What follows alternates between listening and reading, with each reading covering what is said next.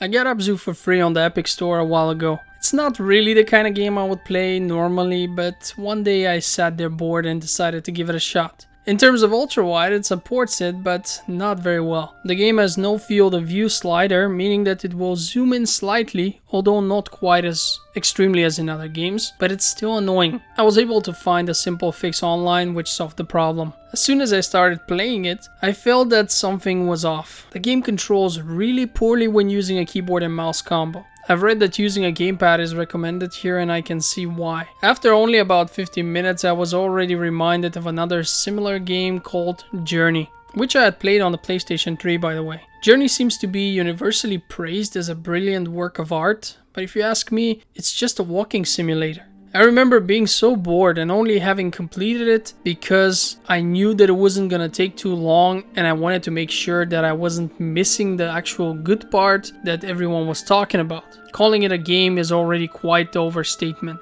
You can probably see why being compared to Journey by me is not a good thing. In Abzu we spend 95% of all the time underwater. If you think of games like Subnautica, which had a lush underwater world filled with curious things and different biomes, you might be fooled into expecting that Abzu will be just as interesting. But unlike Subnautica, here you only have a small amount of fish, barely any vegetation, and overall simple and boring looks. To top that off, the game actually pushes you through the same layered loop. You do one stage where you push something to open a door, then another stage where you move with a current, and then a final stage where you interact with something to make the world change a little bit. The game starts by teaching you how to grab onto larger fish, but it doesn't give you a reason to do so at all. You can't even control them once you just grab onto them. You're only along for the ride with them. If they could have at least be controlled by the player and move faster than the player on his own, that would have been enough of a reason to use them and to actually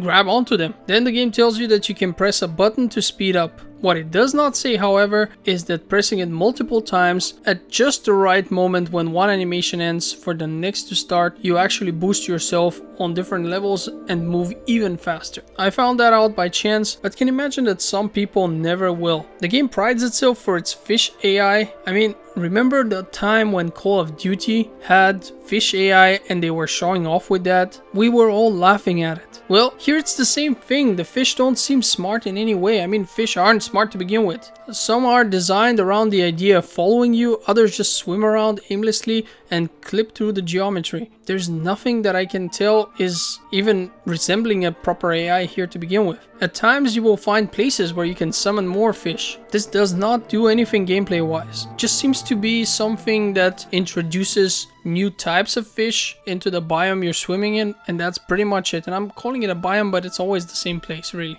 You can also meditate in this game, which effectively makes the camera focus on a specific type of fish and then on another one, and you just get some information about them while you watch them swim around without being able to control them. I assume that these pointless things might be related to achievements, but since I was playing on Epic Games, there were none to be had. Still, I'm not someone who supports the idea of having 80% of your game mechanics be completely pointless and designed solely for the purpose of getting achievements. Achievements should be awarded for doing certain unexpected, difficult, or creative things. I never was a big fan of, hey, you passed the first level, here's an achievement. I mean, the word achievement itself stands for something that is a bit more important than literally doing the bare minimum of progressing through the game. And the problems don't end here. For example, the more you play Abzu, the more it feels like a copy of Journey. Your character even communicates with a single sound, something that was done in absolutely the same way in Journey. There are even some of the shots as you're walking through the environment that look exactly like the ones in Journey, the way the camera pans and focuses on certain things. I know this isn't exclusive to it, but this game clearly more than was inspired by Journey. After about an hour, I was actually beginning to get really bored. The game doesn't look particularly good. The music is okay, and there's neither challenge nor real story here, at least not at first. You are introduced to a shark which is supposed to be menacing, but you quickly find out that it poses no threat to you. Later on you find mines which will electrocute you if you get too close, but that's also inconsequential. You can either avoid them as good as possible or simply tank them. Both work equally well. You can't die in this game. Luckily the game gives you some storytelling at some point. It almost looks like there could be something interesting going on there, but then the story just stops and seems to move in a different direction. The individual levels are relatively small and the player is not incentivized to explore them whatsoever. There's pretty much nothing to be found there. Then there is the fact that our protagonist's fins seem to sometimes disappear and reappear. With so little in terms of content, I'm shocked that they did not bother to fix this bug, which happens quite often by the way. Finishing this game took me 2 hours sharp. I was bored, disappointed, and simultaneously grateful that it wasn't longer. Still, even at that length, it had overstayed its welcome. I'm lucky because I got to enjoy it for free. And I want to make clear that I am making sarcastic quotation marks when I'm saying the word enjoy. However, this game costs €20 on Steam, €16 on Epic, and €10 on GOG.com. All of these prices are absurd for this joke of a game. There's nothing here. The gameplay could hardly be more boring. The controls were designed for consoles and therefore Abzu plays like ass on keyboard and mouse configurations. In addition to that, the story is stupid.